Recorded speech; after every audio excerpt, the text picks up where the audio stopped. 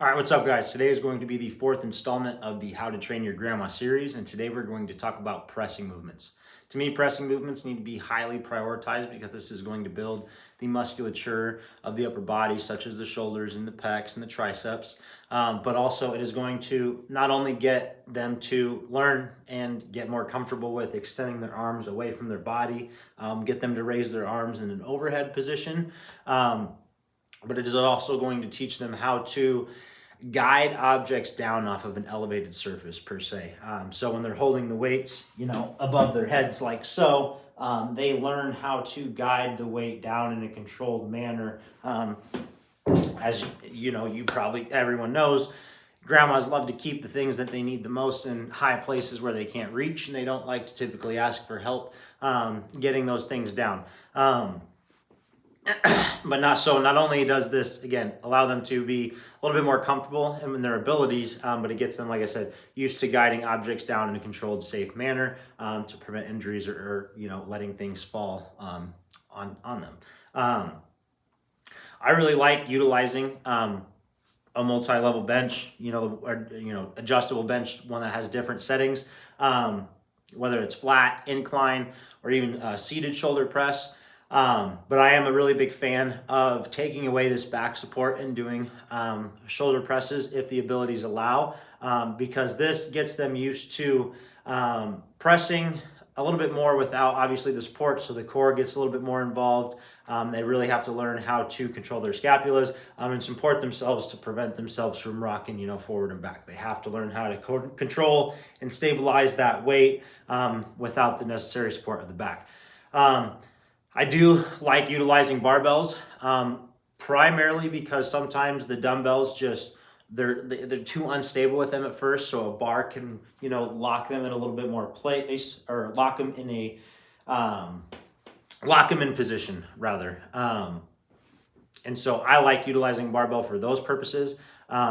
And if the strength is there, then definitely. But truthfully, I really like utilizing the dumbbells. A little bit more free range of motion in the shoulder, can work a little bit more single side of the body. And it also allows, obviously there are specialty bars where you can change the grip of your pressing angle. But dumbbells really allow us to, either keep the elbows at a 90-degree angle, a 45, or, I guess 90, but neutral, close to the body, to work around different ailments and limitations, injuries to the wrists or the elbows or the shoulders. So the dumbbells just allow us a little bit more freedom in how we're going to press. But ultimately, at the end of the day, some form of pressing needs to be incorporated because we need to build the triceps, some of the upper chest and the pectoral muscles, as well as the shoulder. This is, like I said, just going to provide the benefits of getting used to extending our arms away from our body, as well as guiding objects into our body in a safe manner. So pressing movements to me are really important and definitely should be included in the program.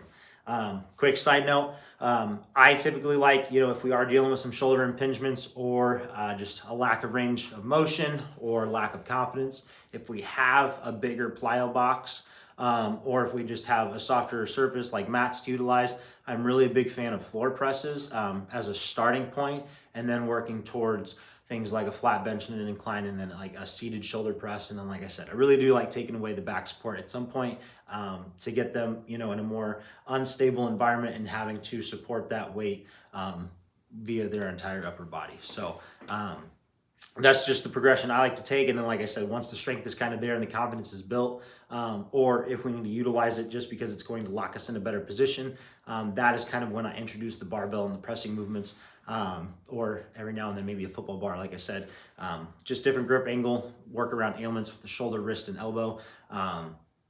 And again, just continue to build the upper body in those pressing movements. So make sure those are included in your program. If you are training elderly clients, it is very vital for them. It is going to build them a lot of confidence just in things that they need in their day-to-day life. All right, so we talked about dumbbell pressing being a really good starting point for older population clients to get their pressing work in. I'm also a really big proponent of push-ups. Now, a lot of them struggle to get all the way down to the floor and do regular push-ups. So a variation that I really like to do is barbell push-ups. Why I like doing this is because it's easily scalable. We can move the bar up to kind of meet them where they're at to make it easier, or we can move it down closer to the floor to make it harder. We could also use things like a football bar to get a neutral grip in there to take some stress off the wrists, shoulders, and the elbows. But a barbell is definitely where I like to start. It's really simple, putting it in the rack and pushing it against.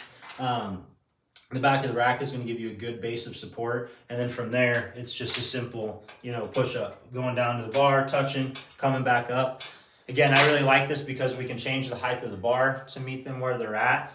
They can get a lot of repetitions here. They can incur a lot of volume.